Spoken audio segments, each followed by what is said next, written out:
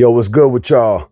Welcome to another episode of TEQCopsKicks. My name is Technic G. Today we have another fresh sneaker unboxing / review video for y'all. So without further ado, let's get right into it. Wait. Why is this box so big? Shop WSS? Y'all tripping. Anyway, let's get into it.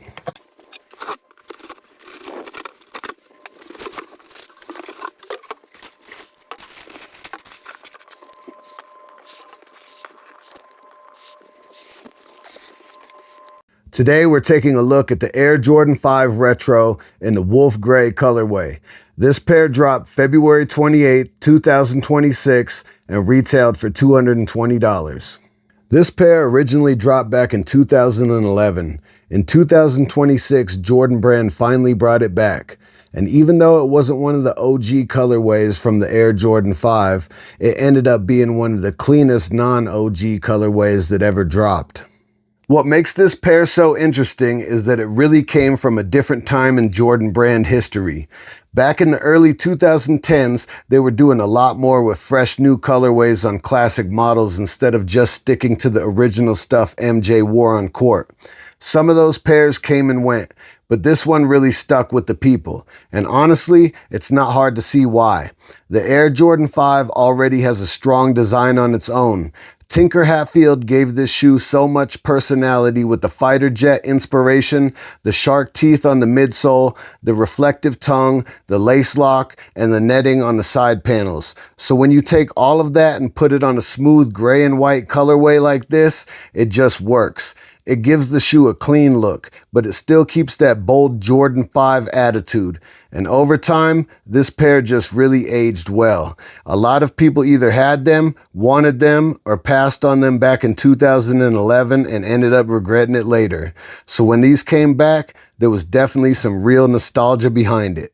Now getting into the actual shoe, the first thing that really stands out is the gray nubuck upper.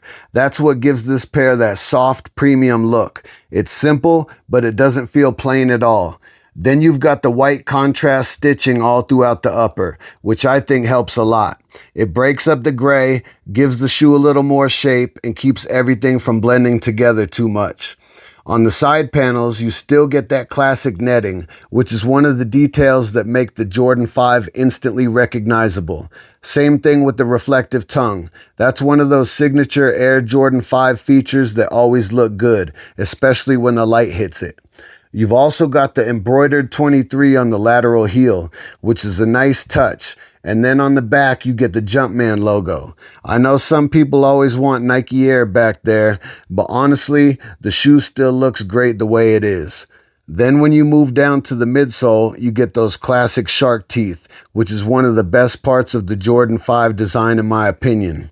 You've also got the visible air unit in the heel, and then a translucent outsole underneath that finishes the shoe off perfectly. Everything about this pair just feels balanced. Nothing is doing too much, but it still has plenty of presence. I think that's really why so many people still rock with this shoe.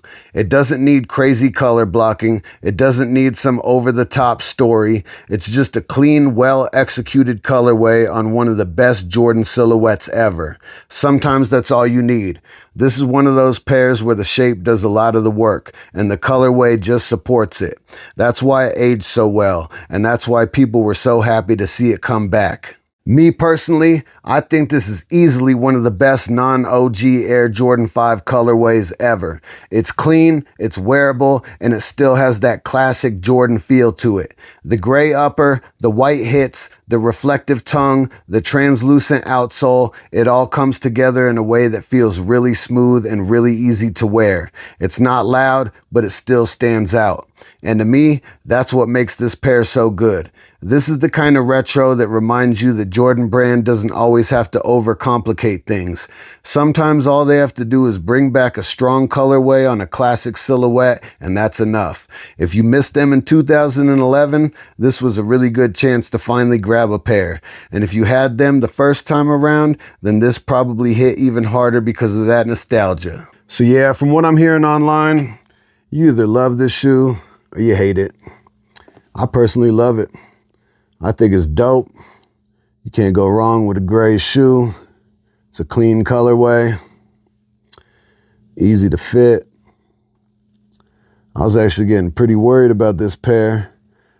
I wasn't able to lock in any of the pre-orders. I didn't hit on any of the raffles. I couldn't get in on any websites the morning of the release. Took an L on the sneakers app. Couldn't get in on Foot Locker. It was like an hour after the release. I thought I was cooked. But then all of a sudden somebody came through with a link from Shop WSS. Jumped in real quick, grabbed my pair. Boom. Now I got them. I think it's kind of crazy that they shipped them in such a big box. But yo, it is what it is. I ain't complaining. I'm just talking a little crap.